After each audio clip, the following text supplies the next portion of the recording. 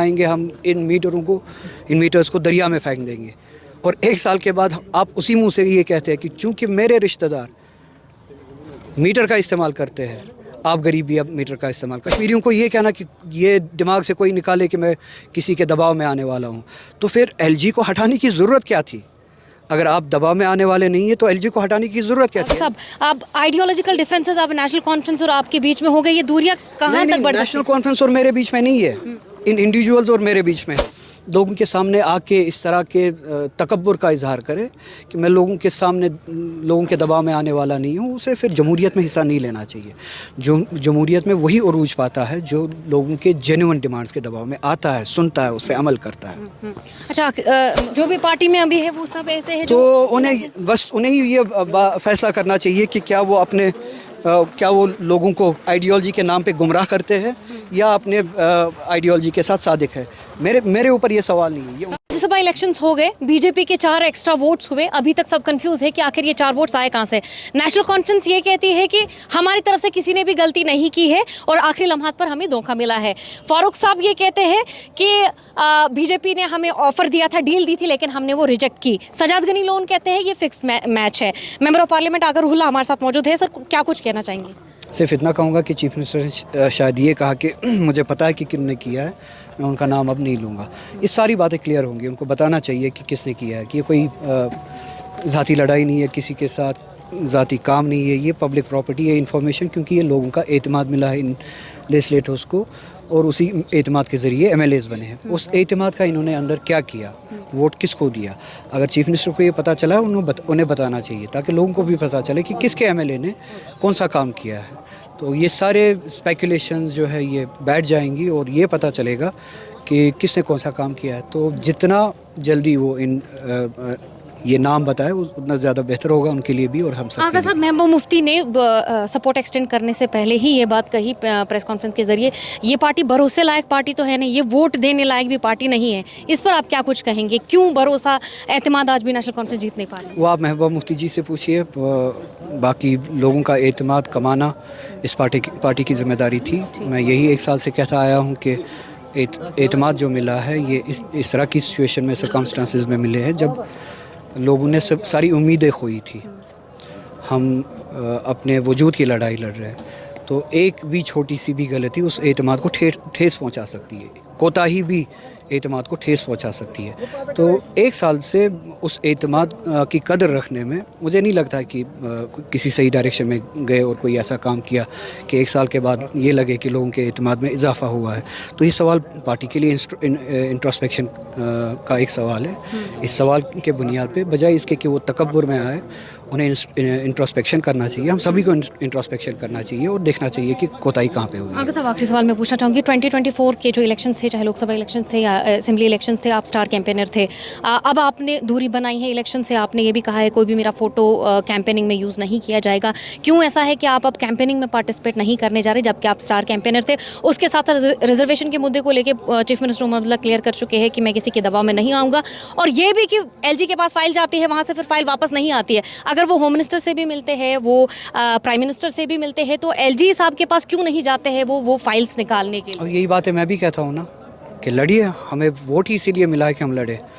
ہمیں دلی کی تابع داری کرنے کے لیے ووٹ نہیں ملا ہے، ہمیں لڑنے کے لیے ووٹ ملا ہے. اور الیکشن سے دوری اسی لیے کیونکہ میں یقین رکھتا ہوں، میں اس طرح کی سیاست میں یقین رکھتا ہوں کہ جو لوگوں کے ساتھ بات کی جائے، جو ان کو بات بولی جائے، اس پہ عمل ہونا چاہیے. 1 سال پہلے جو ہم نے باتیں کی ہے اس پہ ابھی تک پارٹی نے عمل نہیں کیا. تو میرے پاس ایسی کون سی وجہ ہے کہ میں لوگوں کے سامنے جاؤں اور ان سے ووٹ مانگوں؟ پھر سے مجھ سے نہیں ہو سکے گا.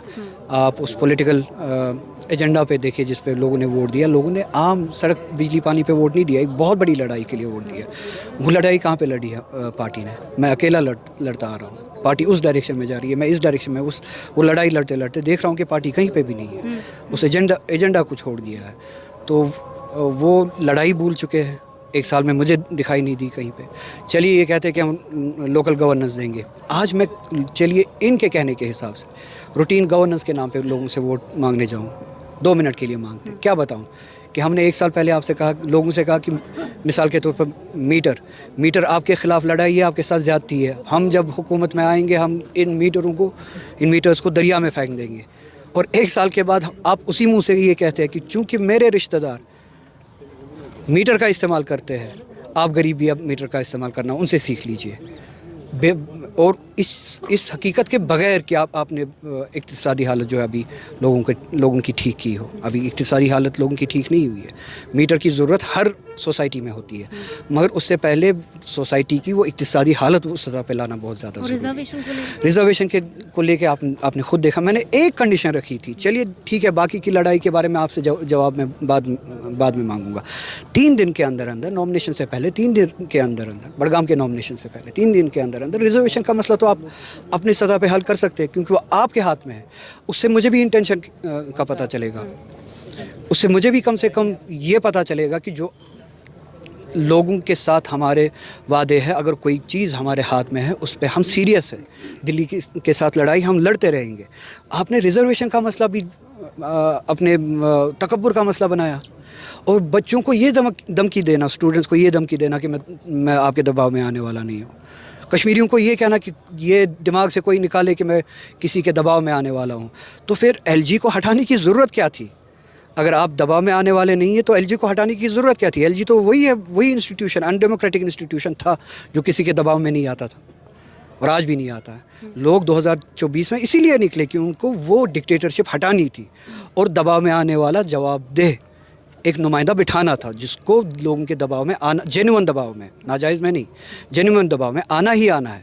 اور جو اس طرح کے لوگوں کے سامنے آ کے اس طرح کے تکبر کا اظہار کرے کہ میں لوگوں کے سامنے لوگوں کے دباؤ میں آنے والا نہیں ہوں، اسے پھر جمہوریت میں حصہ نہیں لینا چاہیے۔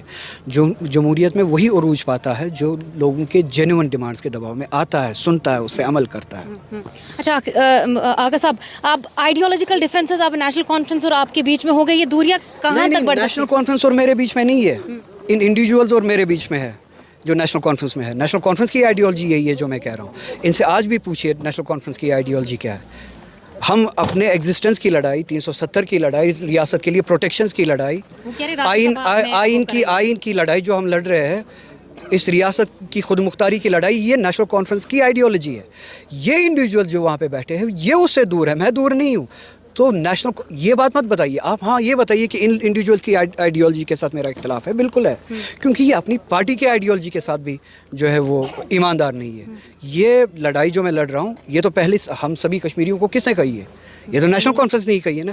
تو غداری کون کر رہا ہے اپنے آئیڈیالوجی کے ساتھ، اپنی پارٹی کے ساتھ؟ یہ سارے انڈیویجولس، میں نہیں کر رہا ہوں، میں نیشنل کانفرنس کی اسی آئیڈیالوجی پہ کام کر رہا ہوں جو ہم نے سبھی کشمیریوں کو بتایا کہ ہم کشمیریوں نے نیشنل کانفرنس اس لیے بنائی تھی آج سے 70 سال پہلے۔ یہ ابھی جو بھی انڈیویجولس اس میں ہیں، یہ سب اس میں ہے، جو بھی پارٹی میں ابھی ہے وہ سب ایسے ہیں تو انہیں یہ فیصلہ کرنا چاہیے کہ کیا وہ لوگوں کو آئیڈیالوجی کے نام پہ گمراہ کرتے ہیں یا اپنے آئیڈیالوجی کے ساتھ صادق ہے۔